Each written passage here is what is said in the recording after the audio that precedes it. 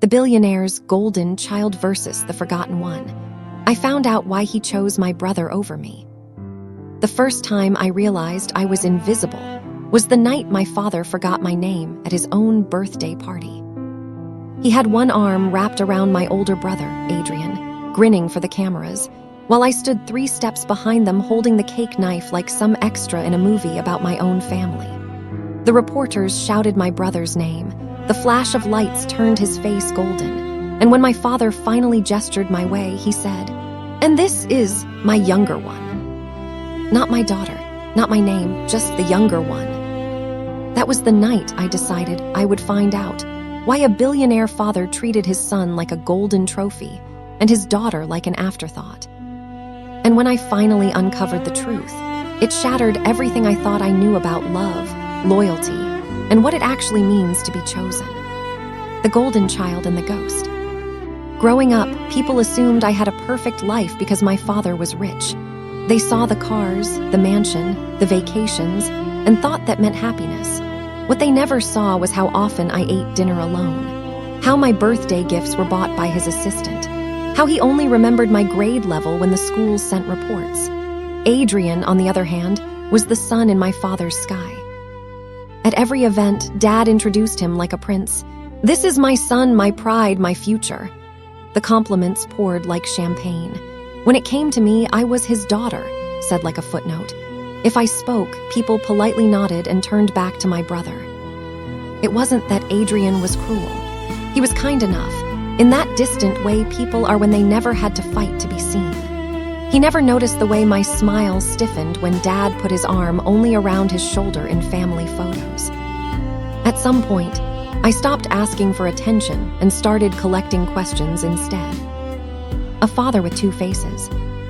My father's name is Victor Hale, a self-made billionaire who likes to say he came from nothing.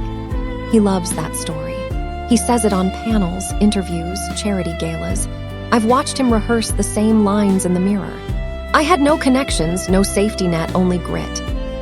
Funny thing is, he never talks about family in that story. When it came to Adrian, my father was hands-on, teaching him how to shake hands, how to read financial reports, how to command a room. When it came to me, he delegated everything to others, tutors, drivers, assistants, not because I was failing, but because I wasn't part of the narrative he wanted to tell. At home, he was 2 people, the charming visionary around my brother and the tired, impatient stranger around me. If I tried to share good news, a scholarship, a competition I won, he'd glance at his watch and say, "That's nice. We'll talk later." Later never came. I started to suspect the problem wasn't that he was too busy. It was that I didn't fit the role he'd written for his life. The birthday that broke me. My breaking point came on my 18th birthday. It was supposed to be a shared celebration, my small dinner at home and a corporate milestone party for my father. He insisted on combining them. "We'll make it big," he said. "You'll love it." What he meant was, "You'll disappear in it."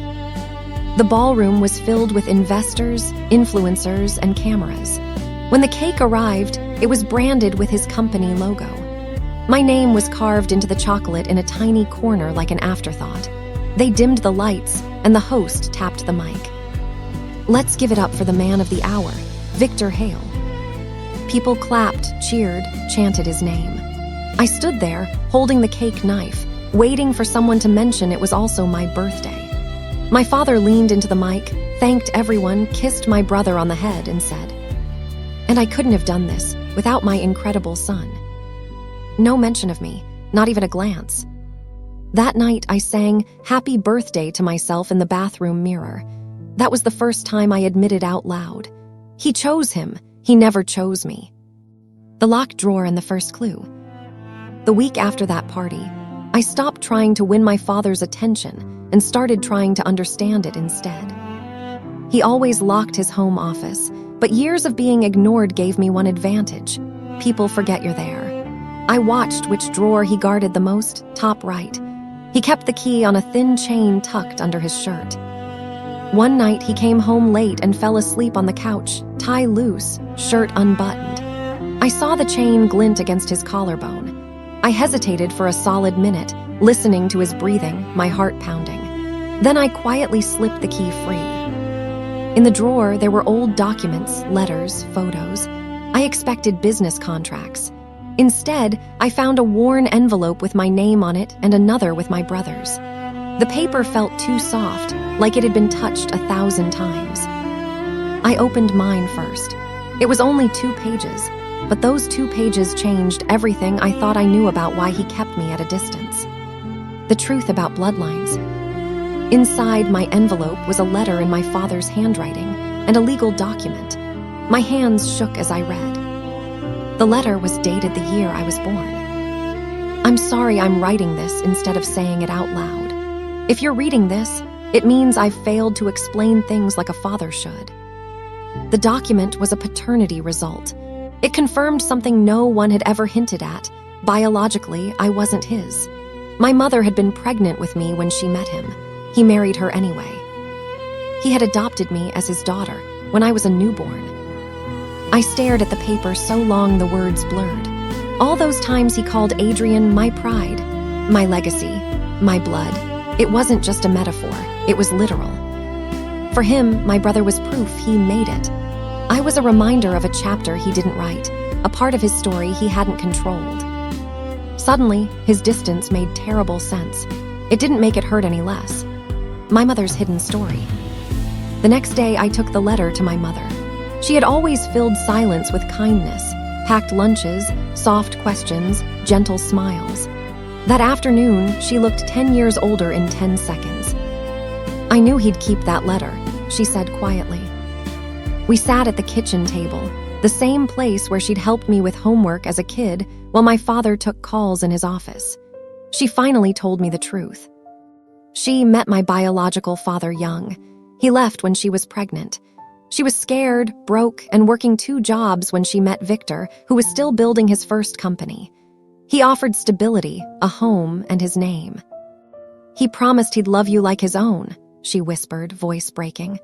And in his own way, he tried. But when Adrian was born, something changed. He started to see blood as proof of success and you. I became proof of a past he didn't want. I finished. She didn't argue, she just cried, confronting the man who chose. I didn't scream when I confronted my father. I thought I would. Instead, my voice came out calm, steadier than his ever had around me. He was in his office, reviewing projections on a huge screen. Numbers, charts, futures. When I walked in, he barely glanced up. We'll talk later, I know I'm not your biological daughter. The silence that followed was louder than any argument we'd ever avoided. He slowly removed his glasses and looked at me carefully, like I was something fragile he hadn't realized was in his hands. I always knew this day would come, he said quietly. I asked him what I'd never dared to ask before. Why did you choose Adrian and not me? He didn't give me a speech. He didn't say something poetic. He just told the truth in the weakest voice I'd ever heard from him. Because when I look at him, I see myself. When I look at you, I see my failures. It was brutal and honest, and absolutely not the answer I deserved, but it was the one I needed to finally let go of the fantasy he'd ever become the father I wanted, choosing myself over his approval. That conversation didn't end with a hug. There was no dramatic apology, no sudden change. My father didn't magically become the parent I needed. He just sat there, a powerful man who admitted he'd made a choice based on ego, not love. For the first time, I realized I had a choice too. I stopped chasing scraps of his approval. I moved out a month later, using a scholarship and part-time work to pay my own way. My brother tried to stay neutral, but even he started to notice the cracks in the golden image he'd been given. We still talk, my father and I, but the balance has shifted. I no longer measure my worth by how often he calls or how proud he looks next to my brother. He calls more now, but I don't rearrange my life to answer. I visit sometimes, but I leave before his silence begins to sting. I can't change the fact that he chose my brother over me, but I can choose not to live my life as a reaction to that choice. The moral of my story: love is not a trophy. Years later, people still assume my brother won because he was the chosen one, the golden child, the heir. They see his access, the company, the praise. What they don't see is how heavy that crown is for him, how every mistake feels like a threat to the love he was conditioned to earn. Here, what I learned: being chosen for someone's image is not the same as being loved for who you are. My father didn't withhold affection because I wasn't worthy. He withheld it because he was limited. His inability to love me fully did not mean I was incomplete. If you grew up as the forgotten one, the quiet kid, the backup plan, the shadow, understand this. Their failure to see your value doesn't erase it. You are not a reflection of someone else's fear, ego, or unresolved past. Real family isn't about blood, money, or status. It's about who shows up, who listens, who chooses you when there are no cameras and no benefit. In the end, I didn't become my father's golden child. I became something better. A person who knows that the brightest life is the one you build for yourself, not the one you're begging someone else to hand you. This is the story of how a billionaire father chose one child as his shining legacy and treated the other like a background character in her own home. On paper, my life looked perfect. Wealth, status, a powerful last name. In reality, I was the quiet one at the edge of every family photo, the person people forgot to introduce, the daughter whose achievements were met with polite nods while her brother's smallest successes were celebrated like history. When I discovered the truth behind his choices, that I wasn't connected to him by blood, and that he saw me as a reminder of a past he didn't design, it felt like the floor vanished beneath me. But what began as a story of rejection turned into something else, a journey of reclaiming my worth, understanding the limits of damaged people, and learning that being unchosen by someone broken is not a curse. Sometimes, it's the first real chance to choose yourself.